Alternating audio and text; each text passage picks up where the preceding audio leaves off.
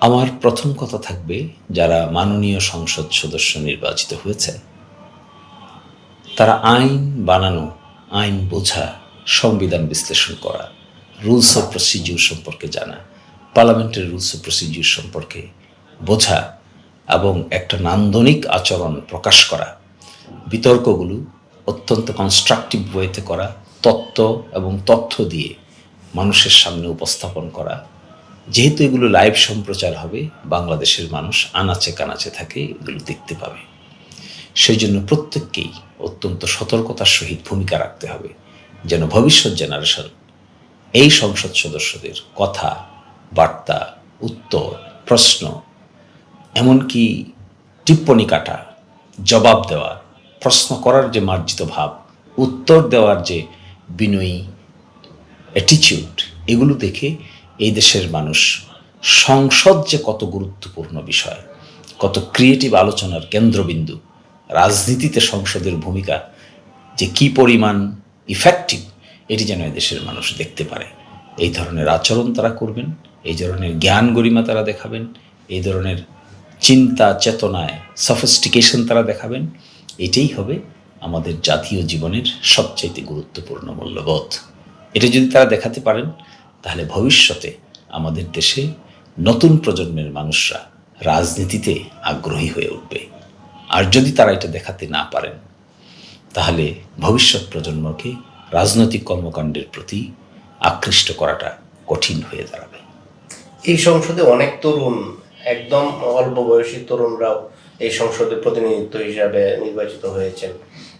বিগত সংসদের চেয়ে এই সংসদের, বিশেষ করে জুলাই বিপ্লবের পরের যে সংসদটা, পার্থক্য কেমন হবে? কি আগের যে সংসদ, বিগত 2-3টা সংসদ আমরা দেখেছি, সেখানে প্রকৃত অর্থে সংসদ ছিল না।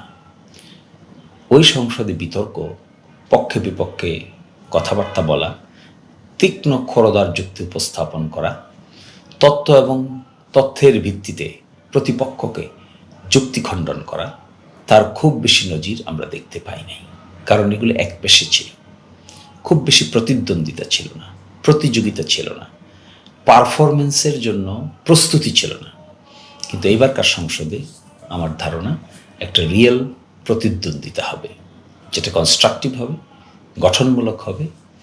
এবং সেই ক্ষেত্রে আমি সংসদ সদস্যদের উভয় পক্ষে যারা নতুন হয়েছেন তাদেরকে আমি অনুরোধ করব, প্রস্তুতি নিয়ে সংসদে যেতে হবে।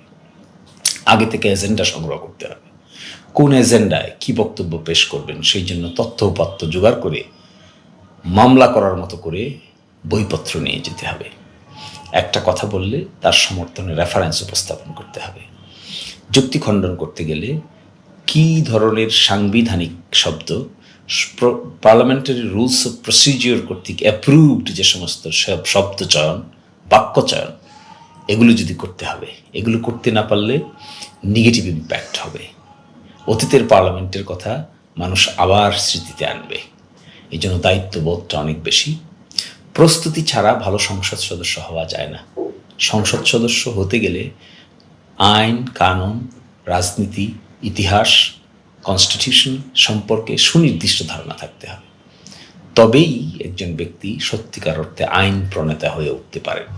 আইনসভার সদস্য চারটিখানি কথা নয়, এটা কোনো লোকাল গভর্নমেন্ট নয়, এটা কোনো স্থানীয় সরকারের দায়িত্বশীল নয়, এটা সারা বাংলাদেশের ভবিষ্যতের 100, 200, 500 বছরের পরিকল্পনাকে সামনে রেখে আইন প্রণয়ন করতে হয়। ওয়েস্টার্ন ওয়ার্ল্ডে আমরা বিভিন্ন জায়গায় যাওয়ার সুযোগ হয়েছে।